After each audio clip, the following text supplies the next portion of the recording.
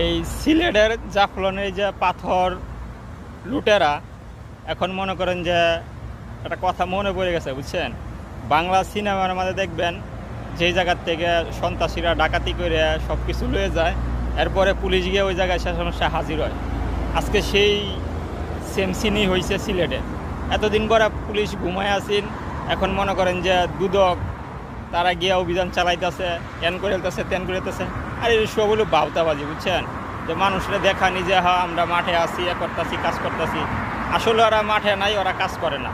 ওরা যদি কাজই করতো, সিলেটের যে এত সুন্দর সুন্দর পাথর আছেন, এত সুন্দর একটা জায়গা, এই জায়গাটা উধাও করে লাইছে, মরুভূমি বানায় লাইছে, সুন্দর জায়গা আছেন। এটা হলো প্রশাসনের সহযোগিতার কারণে এই কাজটি করছে। এখন দেখা যাইতেছে প্রশাসন দেখাইব যে আমরা মাঠে এই কাজ করতেছি, ওই কাজ করতেছি। আসলে মূল কারণ যেটা, ওই যে পাথরটির নিচে ডাকাতরা ডাকাতি করে এটি উদ্ধার করে আইনে ওই জায়গার মধ্যে আবার সুন্দর পরিবেশ একটা সৃষ্টি করব, এটা কোনো উদ্যোগ দেখবেন না। দুই একদিন নিউজ হইব, এরপরে মনে করেন যে কিচ্ছা খতম।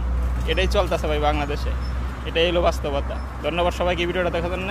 আল্লাহ হাফেজ।